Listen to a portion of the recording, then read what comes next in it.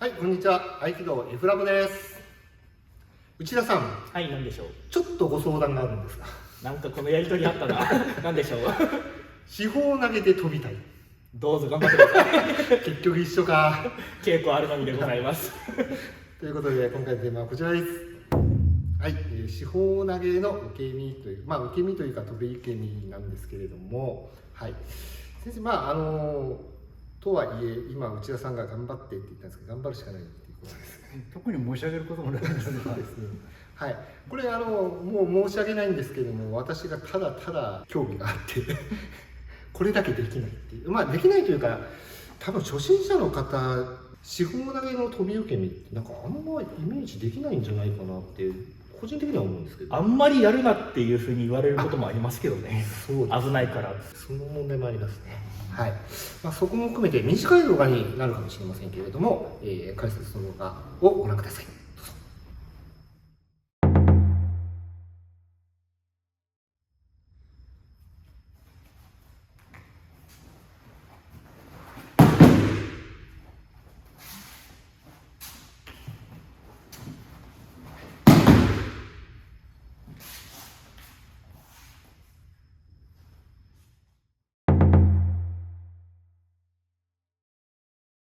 はい。本当は飛ぶ必要はないと思うんですけど、飛びたいということなので、こう来て、要はここで逆が決まってるからですね。もう逆にここを視点に、ここを視点に、ちょっと低いところでやりますね。ここを視点に、もうあと飛ぶだけで。回った方がいいですか？投げていいですか？はい。気にしない。ここを視点にして、そのまま、これでいいです。はい、そのままも、はい、行くだけです。飛んだ。はい。全然できた。これはそんなに、技術的には、ただ怖いだけです。怖いですね。ちょっと、小手返しとかだともう、見えてるんですけど、これだともうこっちが見えないので、そうですね。ちょっと怖い。はい。ただもう怖いだけで、むしろ飛んでたら飛ぶなって言われて、しっかりついてこいって言われてたぐらいでですね。ただそうですね、流派によってはここ決めながら投げてくる流派もあるんでですね、この塩投げ系を。このままでいければもうやっぱ飛ばないと、今わざとロックしてますから。本来はこれを外していかないといけないからですね。後ろ蹴りしようと思ったら。それでここで、今ちょっと相手低いところで、今ここでロックが、ここで決まりますよね。ここを感じて、ここに乗るって感じですか？もうここを視点に、で、ちょっとこれきついから少し曲げ調にして、このくらいで、これを視点にして、もうあとは思いっきりいくだけです。よいしょ。オッケーオッケー。今ちょっと自分で飛んでしまったんですけれども、それもあまり飛ばない。今みたいな、自分で飛ばれると、余計な重さがこっちに来るんでね。本来はこれをやるときには真下に落とすんで、相手の肘を壊すつもりでやれば、投げませんよ。投げませんけど、相手の肘を壊す気であれば、もともと回りにくいように真下にこっちに落とすんで、多分回転しにくい。そうですね。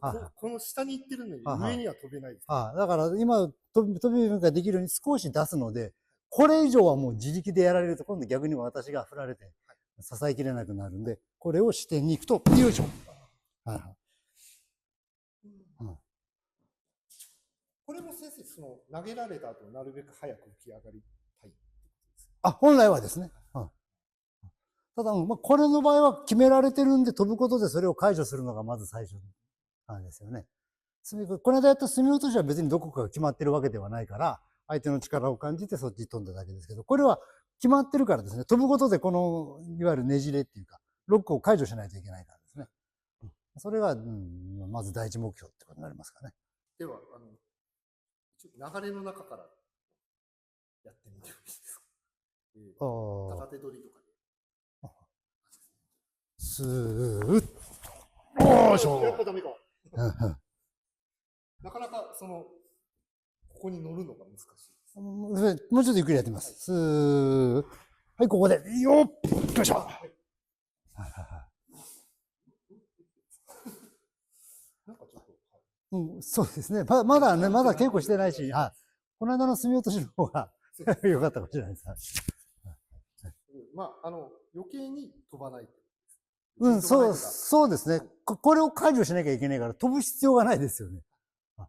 ていうか、解除するために飛んでるんで。はい。わかりました。じゃあ、これも数を少しやって。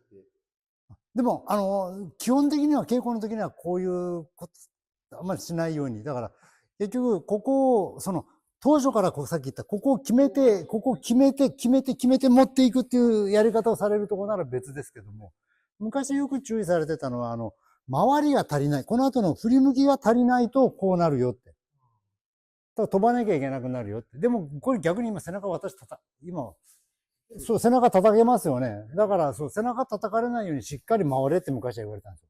しっかり回ったらもう飛ぶ必要なくなってますよね。後ろ受け身で良くなってますよね。というわけで、最初というよりは今でもそうですけど、ずっとしっかり回んなさい。しっかり後ろ受け身が取れるようにしなさいっていうことでしたので、これは緊急回避用とか、いう感じですかね。は